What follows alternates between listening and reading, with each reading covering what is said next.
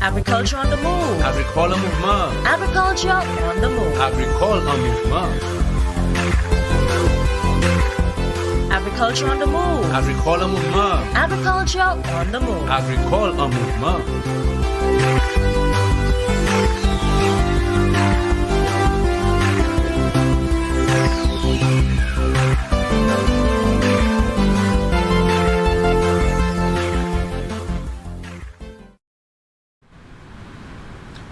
Hello again, St. Lucia, and welcome to the program, Agriculture on the Move.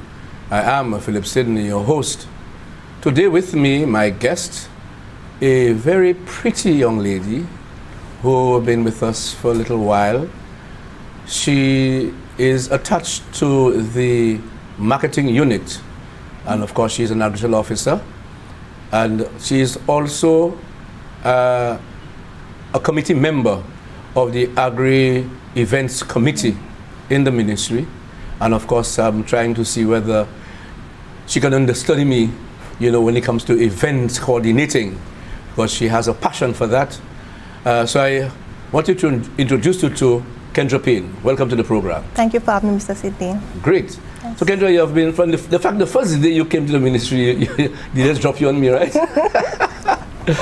And we had this activity up at Bosejo. Yes, I think it was the Caribbean Expo, right? Right. Something like that. Yeah. And for there, your face became a face of the ministry. Because everybody was asking, well, where you get this girl from? Where you get this young lady from? Right, that's what I've been told. So you started on a very good footing. Thank you. And then from there, what happened? You went straight into the marketing unit, right? Yes, when I got my first temporary employment to the ministry, then I understudied at the time Miss Anthea. Right. And then from there, I came in, I got appointed, and they kept me in marketing unit. Beautiful. Yes. You're determined, though. Thank you. So Kendra, we're here today really to talk about the many events we have had in the ministry, but then some of them are outstanding, and you being in the marketing unit and also on the event committee, you're involved in organizing and coordinating the production of recipe books. Yes. Okay. Tell us, what are the real objectives of the recipe books? Okay, but to be honest with you, most of them that we have produced, we've done 3 thus far, and they all have similar objectives, more or less to increase our local consumption of the various commodities, and also in the hopes that it helps to increase production, so that farmers can get more sales and whatnot. Like I said, we have done 3. So the first one that we had was a cassava recipe book when I came in. It was done under JICA at the time, and then I think Ministry of Health and of course our ministry facilitated the development of that book. That one I think had some food safety aspects behind it, because some persons were concerned about consuming cassava. Yes. And then the second one that we did after that, was the original mango, which got revamped this year. That's right. As our, and we also launched it at our mango festival, right? And then we had the banana, which was, I think that one came about with some issue they had with exporting bananas to the UK at the time, and the government found it necessary to promote more local consumption of the bananas. Yes. Not excluding the statement made by our Prime Minister that drove everybody bananas. Yes. And Very that, much of course, so. went right through. So in other words, the objective was to really show St. Lucians and maybe the foreigners, the many derivatives, especially from a culinary standpoint, that can be done, with the cassava, the mango, and the bananas. Right. All right. So let's look at each of them individually. Okay. I remember we did some work with the schools some years ago for a World Food Day activity, and the school did so many things, and I'm wondering, at the time, I don't think we were able to capture what the schools Unfortunately, did. no. Yeah, very unfortunate, because the kids did a lot of stuff, man. And we need, going down the road, I think we need to capture a lot of, what the schools have done. Maybe a school's recipe book, if you may call it that way, right? Or maybe moving forward, we probably can look at including them in other recipe books Yes, moving forward. Because I agree. mean, they have done a lot of work. What are your thoughts on that? I think that's a good idea. I think, especially right now, we want to also promote sustainability. It will be very good to involve the young, upcoming, let's say, chefs, etc., to partake in those stuff. Especially when we have the festivals going on, I just see how excited the students will be to prepare their dishes and the stuff. kids are so excited. Yes. Anytime they hear festivals of that nature, you know, they are all excited and they really come to the fore. And sometimes very late and very little time for preparation, and you could see the array of dishes that, especially with the banana festival, I mean, I was surprised, and unfortunately we didn't really capture. But I was telling Miriam, who is on the committee for the Ministry of Education, maybe we definitely have to sit and go back and look at the banana, the mango, and the cassava from the school's standpoint, you know, and come up with certain things that they have done. Because they have done, I mean, I keep saying it all the time. We had this one at the SAB, that's 2019, and we had the Hess School, and this girl did this sweet potato ice cream. You know, I mean, that's on my mind up to now. That taste is still, my taste buds are still, you know, I'm salivating for this. You know, I get you, right. You know, and I believe we need to highlight those persons, the young people, because I think they have done a lot. So the cassava, going back to it, how was that produced? Well, at the time, we had a Japanese volunteer attached to the marketing unit. Right, yes. It was mainly her project, but I gave support, so that's where I kind of got a feel of how to put together a recipe book and everything. I think at the time we also had a cassava project going on as well, which is where it stemmed from. Right. In terms of how it was done, we worked with bakers from the various bakeries around the island who currently were engaging in cassava production, in terms of like making cassava bread, cakes, etc. And then we also worked with a lot of schools for that one. We worked with especially the Cassius Comprehensive School. I remember they did a lot of stuff. Yes. And then we worked with 1 or 2 chefs from the various hotels, and I feel like that was the beginning of something really nice, I would say, and you find that kind of formed like the foundation for all the other ones that came afterwards. What I remember with the cassava, I remember there was a master chef from Trinidad who came down under the FAO project, and they had this on hand showing or demonstrating how to make the cassava bread. I think Bros Bakery was present. You're right. Amma Bakery was present. Mani's as well. Mani's was present too. Yes. And in fact, they were the ones selling a lot of those the cassava bread. But the problem they encountered was to get the cassava mash and the cassava itself. You know, and people weren't buying it, you know, because it was a shift. I think it was was it 40% cassava and 60% flour? I believe so. Something like that. Yeah. And in fact, so much so, I think one of them to get to 50% cassava mash and 50% flour. Right. You know, and people gravitated to that because of the nutritive value to it and less white flour. Right. You know, and that is what I think we should go back again and try and revisit that and to get St. Lucians to eat more of that, you know, that bread, because I think it can go very, very, very far. So I think that's another area we need to probably go back to the because FAO came and they gave some support. Maybe we can have them come back again, probably, you know, and have the ministry get involved and to ensure that is a stable. But what is for us, I think, most important is the question of production. You know, if the farmers can produce, then the bakers can do it. Agreed. And then to do it at the cost of production too, that's another thing too. Because to get the cassava, right, and to get the cassava mash at that cost, I think it was a bit high for them too. So I think that's another area we need to. But in your opinion, you that was the beginning. So did that catapult you to go into doing some more and going into the banana the banana recipe book? More or less, I would say. Just in the sense of when I came into the ministry, I already had a graphic design background. Yes. However, when it comes to capturing the dishes in a particular way, I didn't really have that skill at the time. So I really got that through Ricky. I really have to thank her for carrying me along with her and kind of teaching me how to maneuver the camera and whatnot.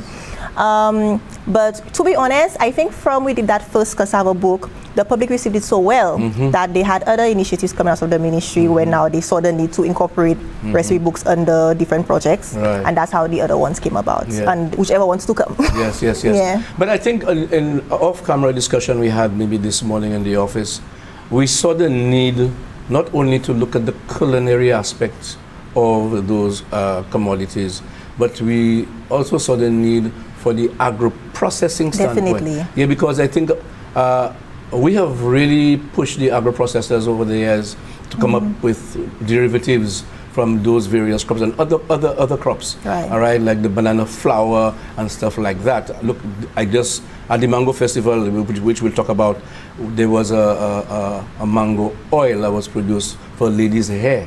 You know, so I believe maybe the next step is for us to look at another book where we could look at maybe value added. You know, what's your thoughts on that? Would it be a book that will be focused on only consumption products, or because I heard you mention about some oils for hair, etc.? Yes, I think we look at everything. We bring in. So there's an agro-processing book in general. Yes, that's what I was thinking. Agro-processing book in general, so we can focus on various aspects. You know, because I mean, not only banana, not only cassava, not only mango. I mean, you have coconuts. Right now we have coconut flour, and that is that. If that takes off, people are going to buy it. It's getting in demand. We have the gentleman who's pushing it. So I'm saying with all of those derivatives, I believe we should have a special book highlighting those products. I think that's a good idea, Mr. Sidney, especially since normally what you find whenever we have those books come out, it kind of indirectly serves as promotion for the participants in the book. So for example, if we have, let's say, a named processor put something together, and someone be like, oh wow, this person actually does, let's say, breadfruit flour, and then they would now be able to know where to go to get such stuff, because not everybody knows what we have on Ireland. That's another thing like too. So, yeah, we need to put the web those persons are doing. Yes, probably some contact information. I can tell you, after those festivals, the people kept calling. I mean, for example, Island Pop is a very popular, you know, product. And people have been calling us to know where they can get it. Exactly. So this is another area we have to look into. You know, yes, they are at a festival, they are showcasing whatever they're doing, but they need continuity. You know, as to where to get those products for sale. And I think so. We definitely have to go back to the drawing board and sit and put some things together, because we need to highlight those persons out there, like the Solution Network of Rural Women, the Babuno cluster and the Miku cluster. I mean, the only thing that has come out of the Miku cluster is the Miku dark chocolate. All right. Yes. But they do more than that. It's true. So where is it? Where in the come years they showcase at an event, and that's it. That's it for them. You know, apart from the chocolate that took off, all right, it's in the supermarkets and it has moved the world now. All right, they are doing more than just the dark chocolate. You know, so what do we do? How do we handle that? I mean, I'm so this is something that, you know, when we go back to the drawing board, we'll have to look at it and actually decide, and maybe call them in too, because they are part and parcel of that whole thing. Yes. So you can have to call them in, sit down, and let us do some brainstorming. You understand? Because at the end of the day, we need to move them and move us. That is the country. You know, when you look at our food security, yeah, you know, now is more of an important time now. Yes. You know, that has to be looked at. You know, in when you look at the supermarkets right now, all right. I mean, to be honest with you, I noticed they've been bringing in what they call it, plantain chips and banana chips. Yes, I'm to that. That's being imported. Can we not do it? Tell me. Of course we can. Of course. What do we do? I mean, I believe we can be empowered to do that. Right? At least let us do something to cut down on the importation, you know. And maybe we may just, or the ministry, we may have to, you know, have a discussion with the agro-processors, you know, and decide, hey, what can we do? Instead of doing, I mean, so many, but then we can focus on a few priority ones. Yes. and do it well. Yes, You understand? Because I believe, I mean, there's some locals, who have been doing the plantain chips and banana chips. Yes. Right? But then they're still being imported. There's something, what are we not doing? Or what are we doing? It's true. It's very true. So I believe that, it's an area that we definitely need to give some attention to. And, let's look, because as you have heard, the ministry's mantra now, especially the minister is pushing it, is food and nutrition security. Yeah. That is key. The policy is there. So we now have to put all hands on deck and to ensure that we can feed ourselves. Definitely. Because what's happening, you can see it right now, and the cost of production is rising. The cost of inputs are rising, So let us do what we can do organically, to a certain extent, so that we can actually get our stuff on the supermarket shelf, and not only put it there, because what has been happening, and the people are telling you, they keep putting all the local stuff all at the bottom, and they're putting the imported ones on top. Right. You understand? Right. So there's more visibility, kind of way. So we need to look at this thing and see what's happening. Something maybe is the advertising. We need to do a lot more now with what's happening. Which, Mr. Sidney, as you brought that up, one thing I've noticed for being in the ministry, I also do work with agro-processors. Right. And we have a lot of persons out there doing a lot of amazing products, but they don't know how to market it properly. Right. And sometimes you find because of that, it's very difficult for them to get on the shelves. So that's something else we also, I think, we need to put a bit more effort Definitely. into. I think we need to have that discussion, but Yes. we'll do for our break now. Okay. You're watching Agriculture on the Move. Stay tuned. We'll be back soon. Don't go away. What's in the food you're eating? Do you really even know? All the chemicals and hormones used to accelerate their growth. All the artificial flavoring, sweeteners and colors too. We consume and we don't spare a thought for the damage that they'll do. No, think about the children. Think about the children. How will we save them?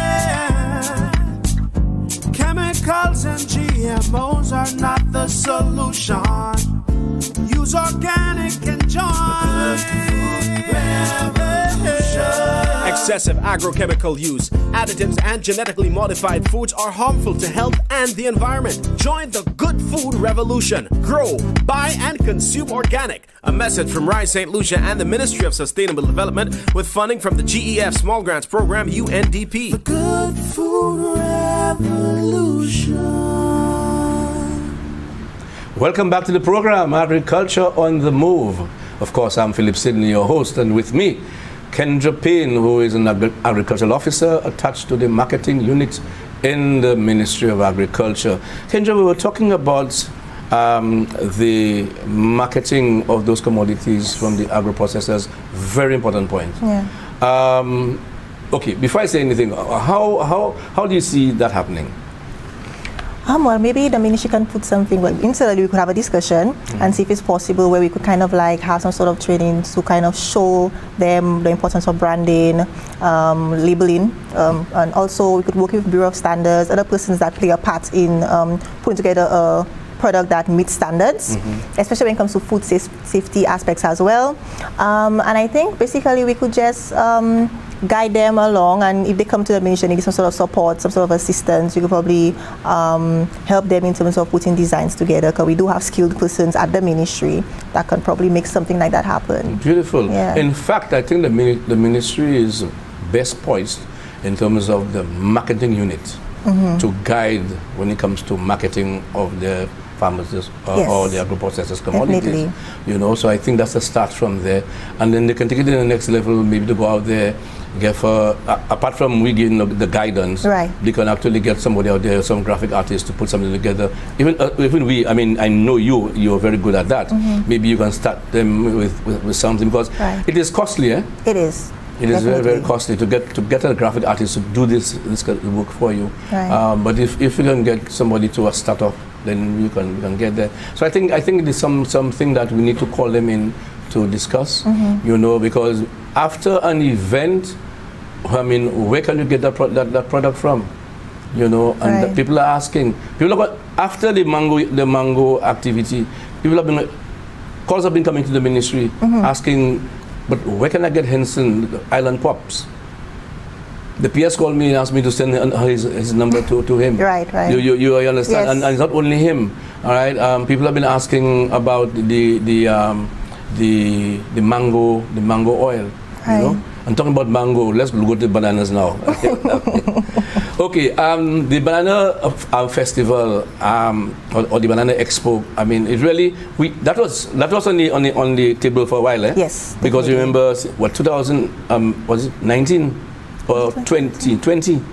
It was a little bit before COVID time. Before COVID, yeah. right? But COVID came in and that actually shelved it for a while. Yes. And what I think got it back on track again was when the Prime Minister made the statement, you know, about the consumption of bananas, and people, you know, took this thing to the next level and tried to ridicule him in that regard, which I find that was, I mean, there's a time for politics for me, and there's a time for, you know, let's look at country. You understand? There's nothing wrong in selling solutions. Let us eat what we grow. And you know our mantra in the ministry is to eat fresh. Solutions best. Okay? So bananas are, you know, is inclusive. So here we decided to have a banana expo. All right? I mean, it was fast forwarded based on the statement that the Prime Minister made. But then at the end of the day, we came out in a big way to tell solutions, yes, it can be done. Right. And then one of the components was the development of the recipe book. So tell us about that recipe book. Okay, so the banana recipe book that we have has 60 recipes. I worked with, at the time, that one was more of a sole project in terms of putting the book together. So I worked with restaurateurs and hotels from around the island. Well, to be honest, it had to be around the island. But then due to COVID and that sudden stop, I wasn't able to do the restaurants and stuff in the south of the island. However, we were still able to get 60 recipes, so that's still commendable. Sorry. Yes. In any event, so basically the way we normally would conduct those visits, I would visit the restaurants. Normally I will have a colleague of mine accompany me to take down the recipes. We'll capture the dish right there, taste it, have an idea of what stemmed that creativity to put that particular dish together, so that when anybody would come back and ask us at the ministry, we'll know how to respond. Obviously, if people want to ask you, does it taste good? You have to be able to say if it tastes good for true, etc. Everybody that have worked with us thus far, in all the books that I've done, in general, I find they're very hospitable. They seem very excited to be part of our initiatives. They're always asking what other book we'll be doing, because they're so eager to be featured in upcoming commodity books. So, yeah. But you had some main chefs that there's so many. Oh, but, yes. But then one of the two main contributors that come to mind is Chef Orlando and Chef Robbie. Yes. You know, and they really came to the fore, you know, in the book, in the recipe book. And not only that, on the day of the expo, you know, I must really thank Orlando, because he really came to the fore, where he had a live cooking demonstration. Yes. In fact, not only one, I think he had a few, and people already went to them. And he worked with Robbie in that regard too, because Robbie had his chef there, you know, and they also did some work. Yes. You know, so I must say that Banana Fest Expo was an eye opener for a lot of people. Yes. Because even for me too, especially the schools, man, when I went to their booth and I actually saw what was happening, I was mesmerized. You know, and that is why I insist that we have to do something separately for them, for the schools recipe book. Yes. You know, we have to do that, because we cannot allow these things to go to waste. You know. Definitely. Yeah, and so, but again, the other chefs from the other hotels, contributors. Right. I mean, I don't know if you have the book with you, right? Well, we can have it on display right now.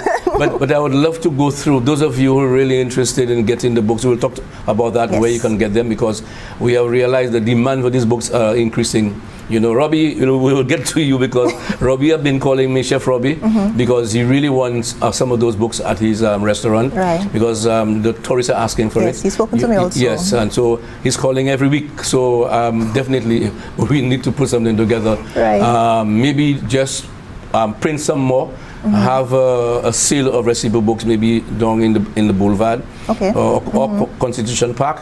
But we also will, I'll mention it in a while where we can do it again. But definitely the recipe books need to go out.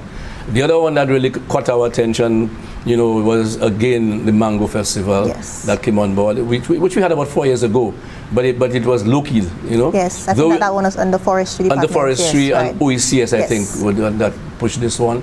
But at the end of the day, we saw the need to again get it back on track again. Yes. And then tell us about the revamping of this one.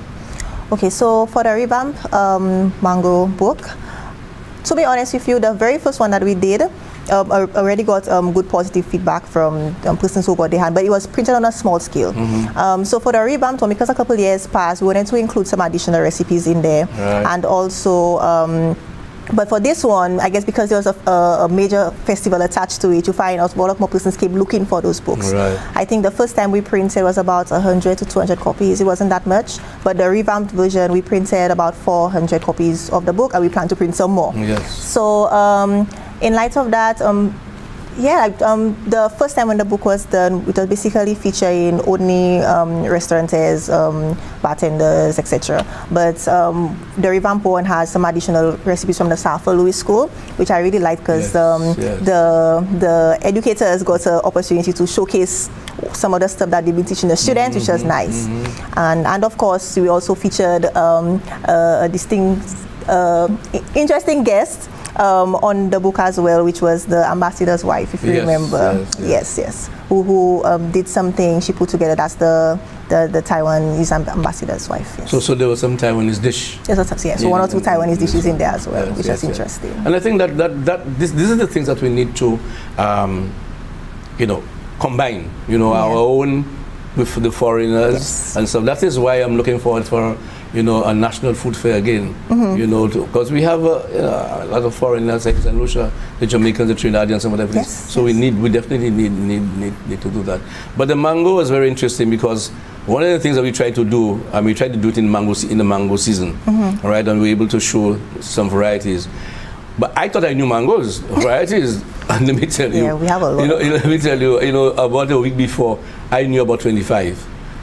When just the day before the activity, I had 49 already, and I was told there are about 75 recipes of varieties of mangoes in St. Lucia, And what's interesting is the various varieties do different things. Yes. There are some those are a bit sour, which will go for juice and other things, and that is the variety of.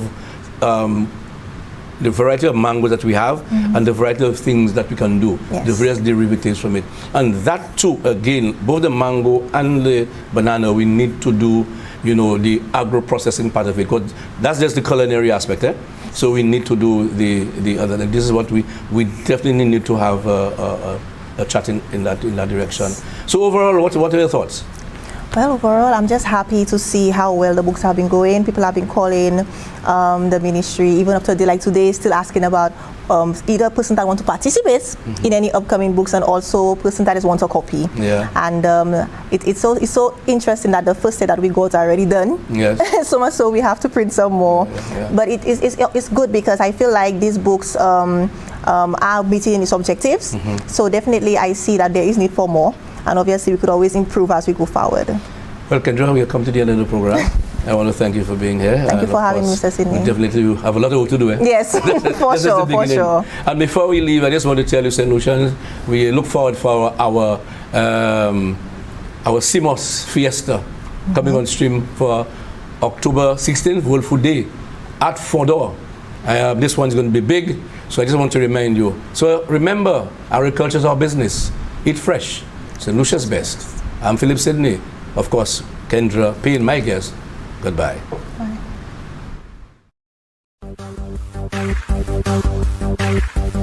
Agriculture on the move. Agricole mouvement. Agriculture on the move. Agricole en mouvement.